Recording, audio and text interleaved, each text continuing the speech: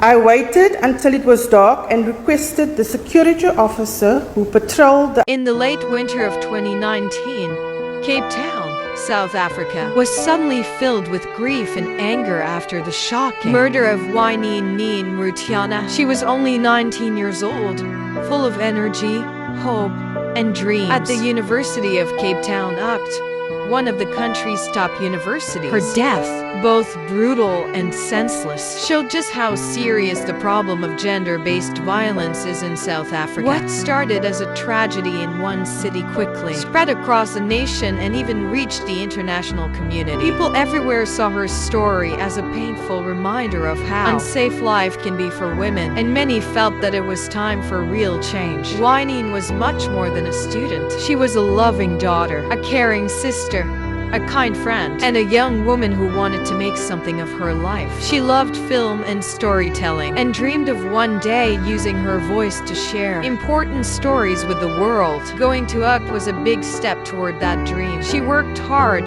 believed in herself, and inspired those around her. Her future seemed bright, full of purpose and potential. On Saturday, August 24th, 2019, Uyinene went out to do something simple and ordinary. She needed to pick up a parcel from the Claringe post office in Claremont, not far from where she stayed as a student. It was a normal errand that many people run every day. There was no reason to believe that anything bad would happen, but what should have been a routine task turned into a nightmare.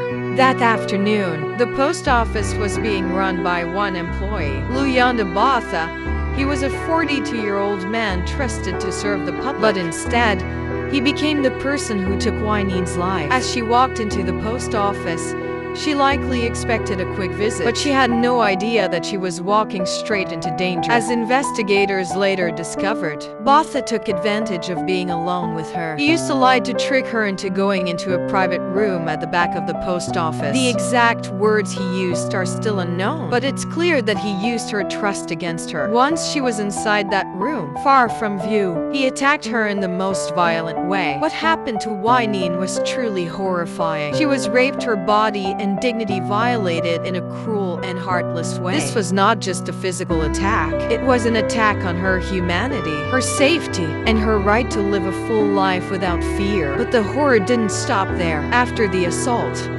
Botha decided to kill Uyinene to avoid being caught. He didn't want to face the consequences of what he had done. He murdered her in a violent and inhumane way. Then, in an effort to cover up the crime, he put her body in his car and drove to Khayelitsha, a large township outside Cape Town. Her friends and family described her as warm, curious. He buried her in a shallow grave, hoping no one would find her. He also went back to the post office and tried to clean up the scene, wiping away any signs of what had happened. As the hours passed and Uyinene didn't come home, her friends and family started to worry. It was not like her to go missing or lose contact. Soon, panic set in. Her loved ones contacted the South African Police Service SAPS, and a missing persons report was filed. The search for Uyinene began. Police started by trying to find out where she was last seen. All signs pointed to the Claringe post office. When investigators arrived there, they asked to review the security camera footage. Shockingly, they learned that the CCTV system was not working. This failure caused major concern. If the cameras had been working, her case might have been solved faster, and important evidence wouldn't have been lost. Still, the investigators didn't give up. They interviewed staff members and nearby witnesses. They collected forensic evidence and followed every possible lead. Luyanda Botha quickly became the main suspect. His answers during interviews didn't make sense, and he acted strangely. These red flags led the police to focus on him more closely. Under growing pressure, and with strong evidence building against him, Botha finally confessed. He admitted to raping and killing Uyinene. The news of his confession shocked the entire country. People were heartbroken, furious, and deeply shaken. The fear that many women already lived with now had a name and a face. Uyinene became a symbol of the danger women face daily in South Africa. In response, a massive wave of grief and anger swept across the country. Social media exploded with the hashtag #AmNext.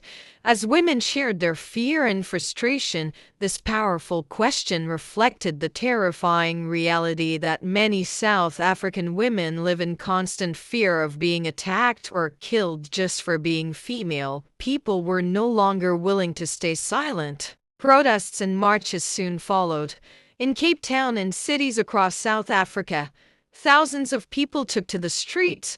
Many of them were young women students like Uyinene who were fed up with feeling unsafe. They carried signs, made speeches, and demanded change. These protests were filled with emotion, sadness, anger, and a deep need for justice. They called on the government to take real action against gender-based violence. Uyinene's case became more than a personal loss. It became a national crisis and forced the country to have hard conversations about gender, power, and violence. President Cyril Ramaphosa addressed the nation. He spoke of his sorrow and promised that the government would take stronger action.